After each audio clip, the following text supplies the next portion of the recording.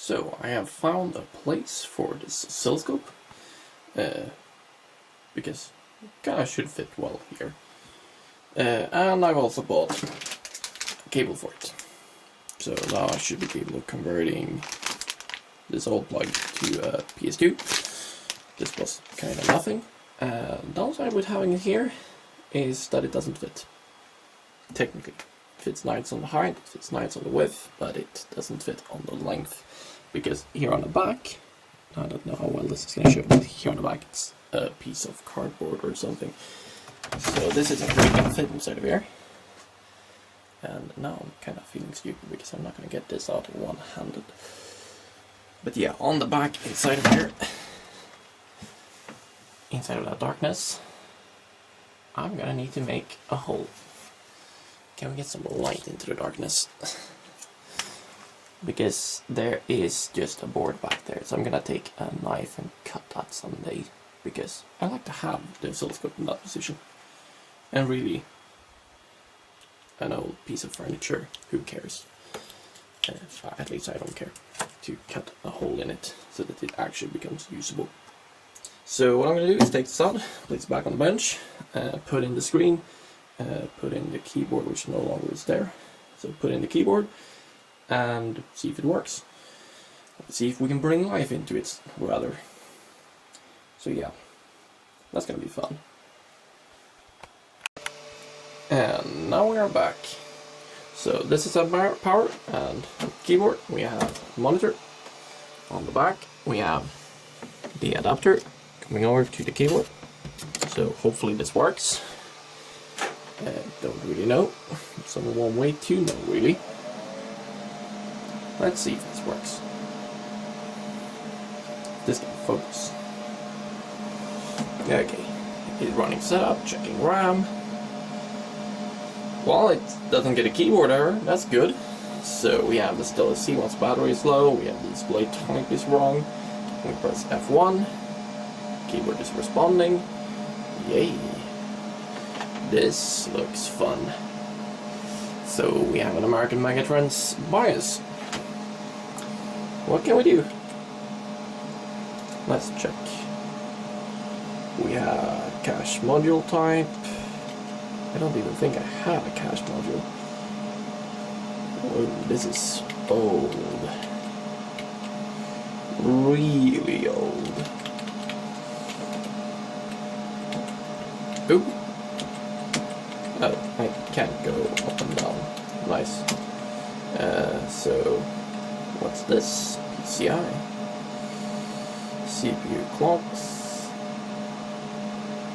The CPU to PCI plus right. Probably don't want to change that. CPU to PCI burst right.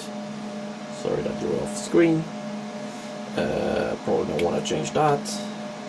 Max turbo boost range. Okay. Ooh. Wow. This is a lot of stuff that I haven't seen on the motherboard in ages. I don't even think my old Packard Bell has half of this stuff. I wonder if this motherboard over here has this type of stuff on it. Because this here is random computer time apparently. This here is an old Tyan Tiger. It's an AMD dual CPU. This has like 2 gigabytes of memory. It has dual, I think it's not anything to brag about CPUs. And yeah, in general this motherboard is about as powerful as a Raspberry Pi. At least one of the modern quad-core Raspberry Pis. So yeah, consumes a heck of a lot more though. Good as a room heater, but not really good for anything else. So, power management, what can we do inside of here? Well, typical power management stuff, I guess. Peripherals, what do we have? We have an onboard floppy controller. We have an onboard primary and secondary ID, which is disabled. But yeah, none of this is really the boot order. So we have the setup, we have security, we have utility, no utility, and then we have defaults. Whatever that is. But I do like to use a turtle to feel safe. Why are they using rabbit for optimal? I don't have a clue. Original, okay. Then we know. What's standard? Whoa.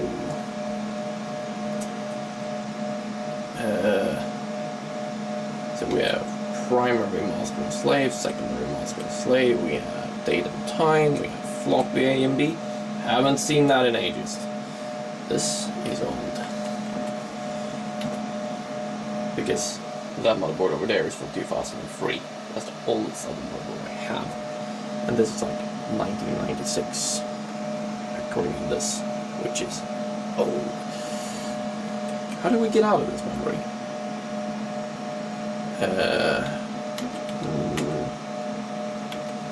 No, I don't want to exit. How do I change my menu? Is it pinch up? Push down? Nope. Tab? Okay, it's tab. Okay, that was logical. Supervisor. Enter password. Whoa. Well.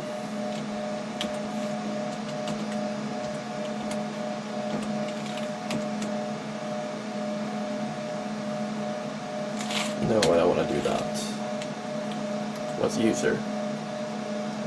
Oh, I need to install it. Where's the password? Okay, we can install 0000000. Now I've installed a password. User password 0000000.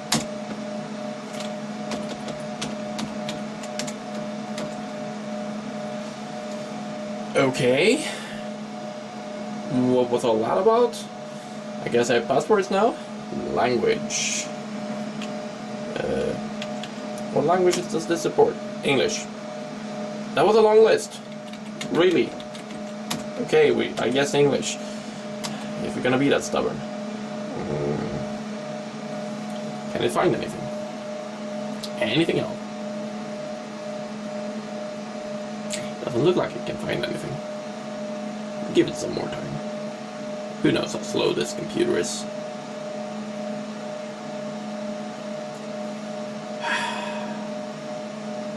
Should we give up? Okay, really, a minute hasn't even passed. I don't know, even modern servers can take like half an hour to do stuff, so... yeah. I'll be back in a while. So, now I've been here a while, haven't done... oh! I was gonna say that it haven't done anything, but apparently it has done stuff. So, there's no primary master slave, secondary master slave, okay. Really, did it take that much time to notice that you didn't have anything? Dang. Slow. Okay, then we know. There's nothing in this computer, apparently. Not much to do over there.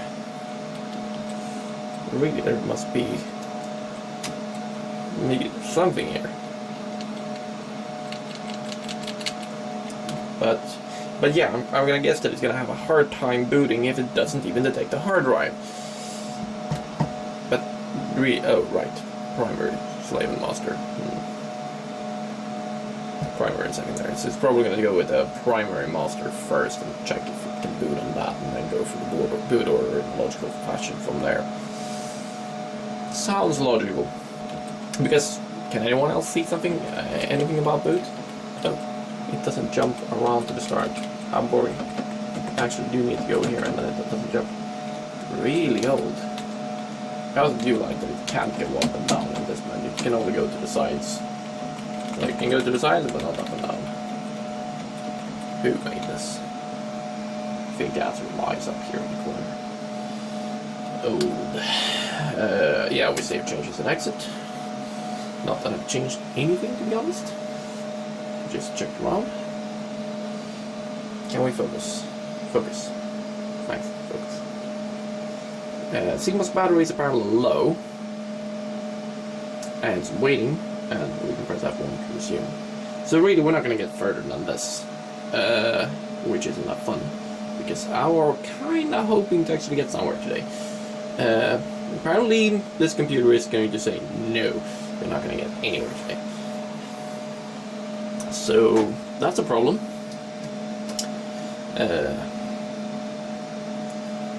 So question is, how do I get this up and running? And still, not all LEDs on here are even lighting up, which to me is strange. Because, really? Shouldn't these three light up? Oh, camera's face detection thinks that these are faces. How funny. So yeah. Yeah, if I can get the internal computer inside of this to work, then I'm gonna fix this screen. Otherwise, there's no point fixing the screen. Otherwise, I could fix the screen and put in a new computer into it. So yeah, because it's after all just two PCI cards. The graphics portion of it at least works, so at least the cards are responding. So, though, who knows? This is old stuff. This is a little bit before my time. Well, a lot before my time. So yeah, I'm gonna give up for today, because think about this, because this is at least progress. Some progress is better than no progress. Dang, what this guy clicks. Does it have relays inside of it? Oh wait, it does.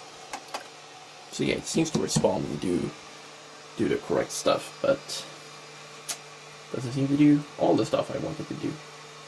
And then secondly, I'm gonna go in here and cut out a portion so that I can place this actually in here and have cables going out the back. Because I could get cable going out that hole, but the problem is when this is as far in as possible, then this back here is touching the back in there, so there's no room for cables. And really cutting out that is not going to be a problem. So yeah, it's not like I haven't done enough cutting. Like, currently I'm dismantling a lathe over here, because funds. And yeah, funds. Because I'm thinking of using this. This I made on the lathe. This wasn't big to begin with. It was like one of those. So that's the difference. Not huge. And not created this. I don't know how. And there's still more everywhere. So yeah, I knew it was going to create a mess, but not that much. So the idea with this thing is I was going to change this. So I'm going to have this sitting in this location instead. And this is going to sit there, and then I can place the new tool post on top of this. Except I'm going to drill a hole here in the middle so that the screw for the tool post has something to actually grip into. And then outside of this I'm going to place a cylinder. It's going to stand onto this surface and to the bottom of the tool post. So this is going to lift it up a bit. So this is compensating for this slide not being there. So yeah, because after all this slide gives some thickness. So I need to compensate for that with this little part. And yeah, this bench is a mess. I'm sorry for that, but it has to be like that. And then in the Lathe Automation Pro, or project, I have also gotten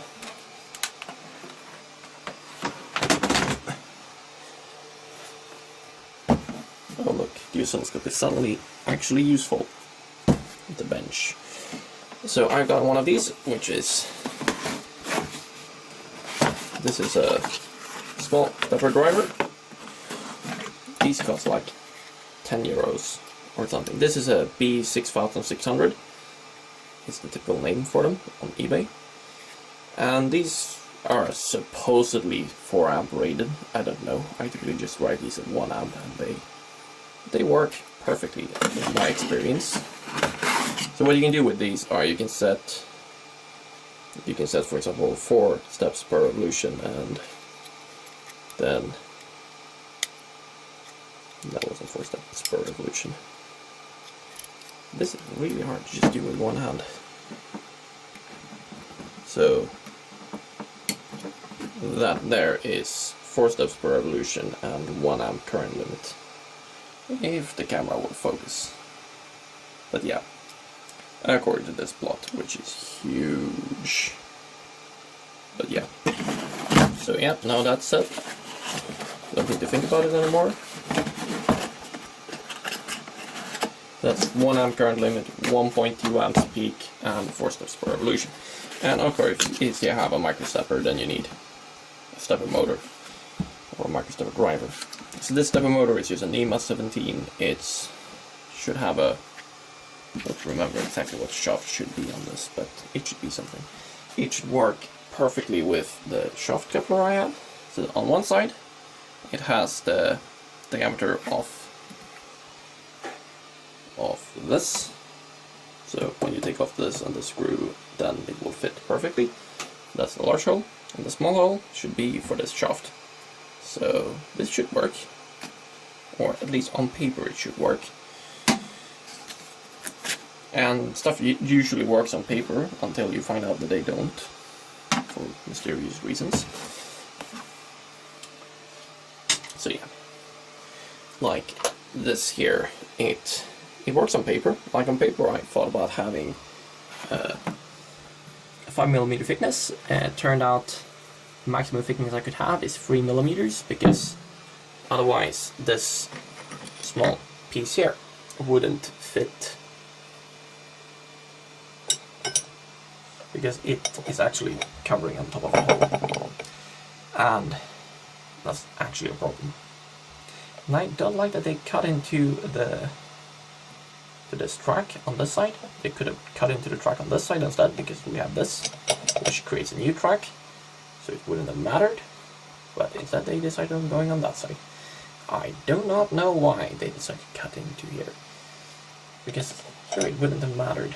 But the problem is, I have another problem. So first I fixed that problem so that this can actually fit here without this being too thick and sticking out far too much. But the second problem is this middle part, because I didn't really want to create even more mess, so I decided to keep this out protruding part here. And the problem is this, the actual thing that it slides upon. When this moves along here, it gets about that far. Then it doesn't get any further. So I need to make this even smaller, so that it can travel to about there. But the thing is, this hole is even going to be getting about over to here, so I actually need to get all of this off completely. Which is a problem, because this is about the diameter I can get down to in my life at current. Meaning that this here is not really going to fix itself. Which is a problem. The reason for why I can't cut further than this, or further than that, is because this tool post holder doesn't hold the tool at the right height. So it doesn't go to the center of the cutting, or rather it doesn't go to the center, which is in here. But it doesn't go to this center here, it goes below the center, which is a problem. So this is as far as I can cut safely. Beyond that, it doesn't get safe anymore. And if you're wondering how you cut this off without a cutoff tool, well, you take off, or you take forth another cutoff tool, which is just a very, very small saw, which also kind of worked. A bit weird, but it works. So yeah. Now I talked more about the lathe than I talked about that. So yeah, back to the oscilloscope. So if I can't get the computer inside of this working because it's a Stone Age old, then I'm either thinking of that motherboard, or I'm thinking of one of those two. I also have a motherboard over here underneath some paper. Otherwise I can always take some other computer. I have a computer upstairs that should actually be down here, because it's my live computer, but doing software updates takes time apparently. So I could actually install the cards inside of that one, except I don't have space on PCI, so that's a problem. Or I could just do the idea that I've been thinking of for quite a while now, which is go into this and extract the digital signals straight from the ADCs and simply not care about the digital side. Design a PCI Express card with an FPGA and do just a buffering system and just toss it straight into software. Because yeah, that's not too hard, is it? If anyone knows that that's too hard, or okay, most people are gonna say that that's too hard. Technically, it really shouldn't be, because a high-end FPGA typically has PCI Express drivers in it, so you should just be capable of integrating PCI Express rather easily into your project. At least according to both Altera and Xilinx, they say that it's easy. I don't know if you can trust them on that. So that's my other idea, that simply build a new acquisitioning card. Or not acquisitioning card, a new acquisitioning engine for it. Because, and yeah, for all of you thinking, building an acquisitioning engine for an old 1.5 GHz oscilloscope, isn't that a bit overkill? And the answer is yes, it is. It's overkill. But really, what you're doing at that point is building just a new oscilloscope from the ground up. You're just using a pre-existing front end. And secondly, I could fix another problem if I do that, because I'm then taking the signal straight out of the ADCs. And because the ADCs runs off one coherent frequency reference, which is a 2 GHz oscillator, which is decently stable. That means that I can get frequency stability, but the same frequency stability as this has, but I can get rid of the triggering jitter, because I'm just taking the pure data out of this, meaning that this doesn't trigger at all. It just runs the ADCs constantly, and we're just using the data from it. And then I can do software-based trigger instead in the computer, because a modern computer should have the necessary computing power to do that, which is a lot better than what this is. And secondly, which is the biggest thing, I can get gig samples of memory depth, like many gig samples. Or could I? With a 32 GB computer and each channel taking 1 byte per sample. It's 4 channels. How much? Yeah, that's 8 gig samples. And I'm using the computer's full memory. And yeah, that's not realistic. But I could at least get like 2-4 gig samples of memory depth. And really, talking about this and 2-4 gig samples, this is a 4 gig samples per second oscilloscope. And if I can get 2 gig samples of memory, then that's half a second, which is a lot.